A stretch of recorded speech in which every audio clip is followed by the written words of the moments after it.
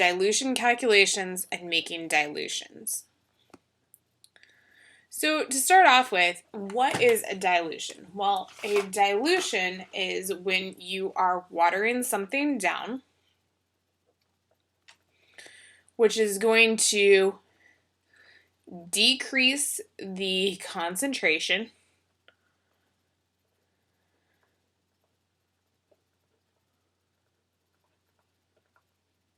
and we can see a picture of this in our diagram. Our starting solution has that darker purple color. We add water to that solution. We're increasing the volume, but the color is less concentrated, which also means that the molarity is going to have a smaller number.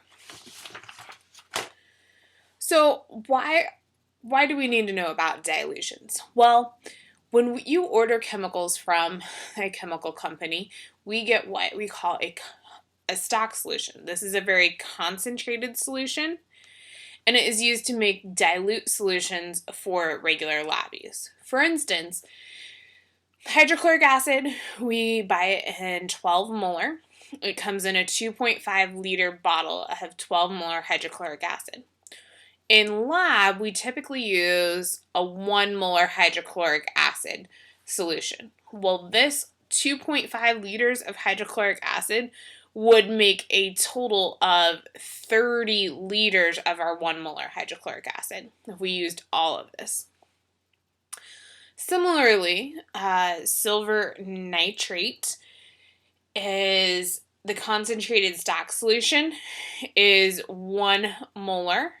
You might say this is a lot less concentrated than the hydrochloric acid. Yes, but we typically use it in a 0.1 molar solution. So our stock container comes in a 100 milliliter bottle.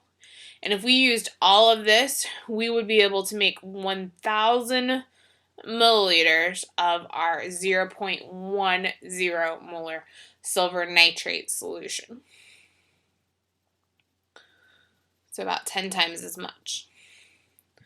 I want you to take a look at the diagram on your packet and on the screen.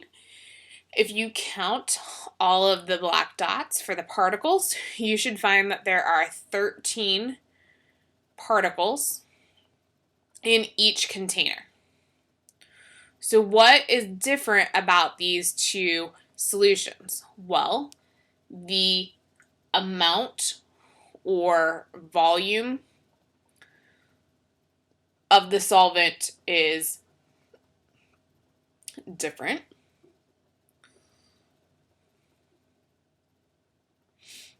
And this solvent is typically going to be water.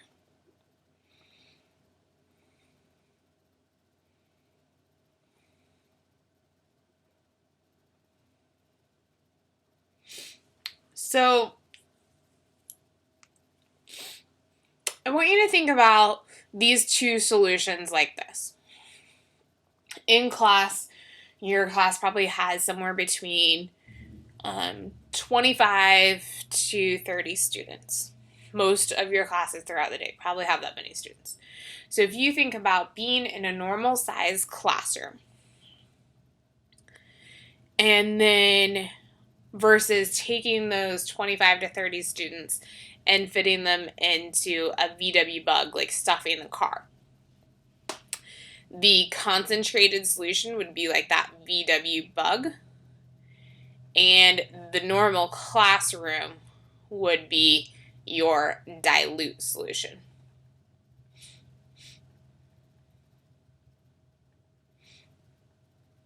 Okay, so the people are the particles, and the volume of the container or the air is going to be the solvent, similar to these diagrams. The equation for making dilutions is M1 times V1 equals N2 times V2. M is molarity, and V is for volume. So you're typically going to see this equation written like this. You can also think of this same equation as the molarity of the concentrated times the volume of the concentrated equals the molarity of the dilute times the volume of the dilute. We're going to see how to use this equation to solve for one of these variables. So how to make a dilution. How would you make 50 milliliters of a 0.30 molar copper 2 chloride from a 1 molar copper 2 chloride? So the first thing that I'm going to do is I'm just going to underline all of the information that we're given in this problem. I'm going to write down my equation because that always helps me determine where am I putting these numbers into my equation.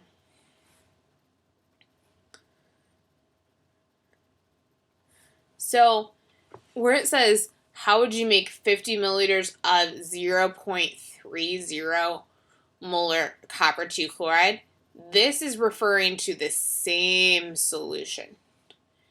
And then our second solution is going to be that 1 molar.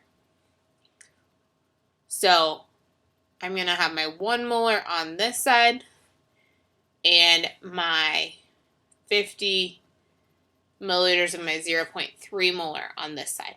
Concentrated, dilute. It really doesn't matter which side of the equation you put it on, but this 50 milliliters has to be on the same side of the equation as the 0.30 molar. So plug in 1 molar. And then V1, because that's what we're going to try to find. Our molarity of our second solution, or our dilute, is 0.30 molar. And our volume is 50 milliliters. You do not have to convert milliliters to liters like you did with the molarity equation. You can leave it in milliliters. Your volume just has to be in the same units. So we're going to take 0.3 times 50, and you should get 15 milliliters.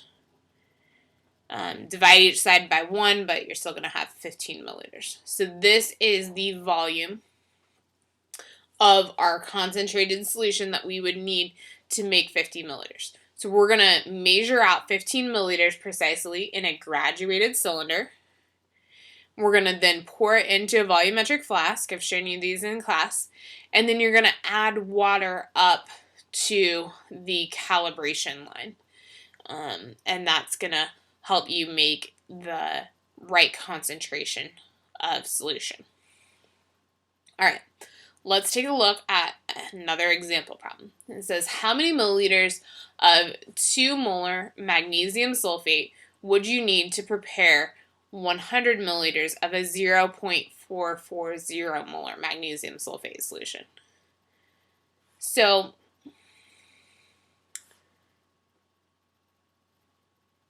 this is one solution. My second solution is the 100 milliliters of the 0.44 molar magnesium sulfate solution. So I want to find milliliters, which is my volume. And then I'm going to write out my equation so I can just plug things into my equation. So my more concentrated is my 2 molar. I'm going to plug that in here. We're trying to find that volume. And then our second molarity is that 0.440 molar solution. And the volume is going to be 100 milliliters. So we need to take 0.440 times 100, which you should get 44.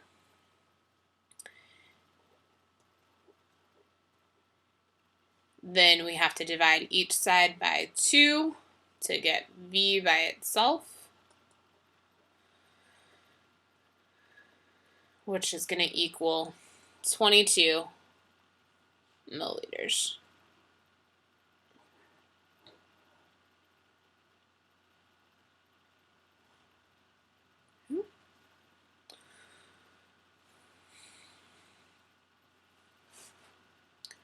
So in these next two equations, we are going to solve for the molarity. So my first problem says if you have 8.25 milliliters of a 12 molar sodium hydroxide solution, you're using it to make 500 milliliters of a diluted solution, we want to determine what the molarity is. So that 8.25 milliliters of the 12 molar solution is going to go on one side. The 500 milliliters of the dilute solution is going to go on the other. And that molarity that we're trying to find is also there. So in my equation, M1V1 equals N2V2. My molarity of my concentrated is 12 molar. My volume is 8.25 milliliters. We don't know that molarity, so we're just going to plug in M2 variable. My volume, though, is going to be 500 milliliters. So you're doing the same thing, you're just solving now for molarity versus volume. So you need to take 12 times 8.25 and then divide it by 500. So we're going to divide each side by 500 in order to get M2 by itself.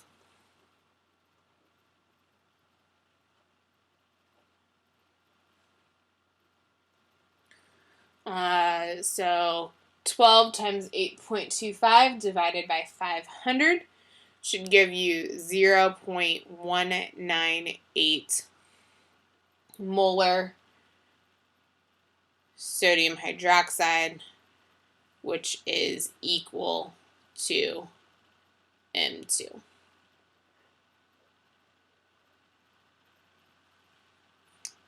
Okay, we're going to go ahead and pause the video and try the next problem on your own.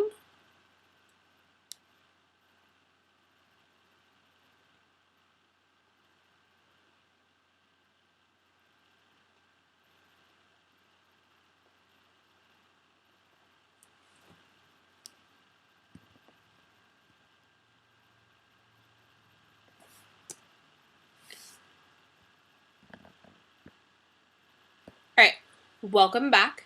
So this next problem, we have a 250 milliliter solution. It is diluted to make 500 milliliters of 0.55 molar potassium permanganate. So this 500 milliliters of potassium permanganate is going to go on one side, and the 250 milliliters is here. We want to determine the molarity of the stock solution. So M1V1 equals N2V2. The molarity of our concentrated is what we're trying to find. That volume is 250 milliliters. The molarity of our dilute is 0.55 molar. The volume is 500 milliliters. So we need to take 0.55 times 500.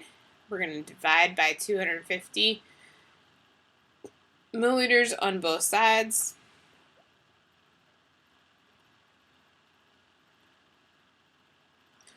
So the molarity of the stock solution is equal to 1.10 molar potassium permanganate.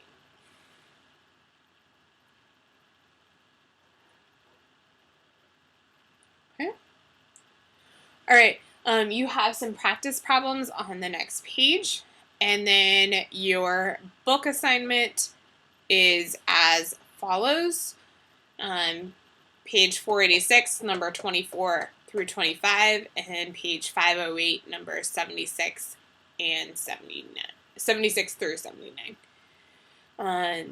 Please stop by and see me if you have any questions. Thanks for stopping by. Have a great day.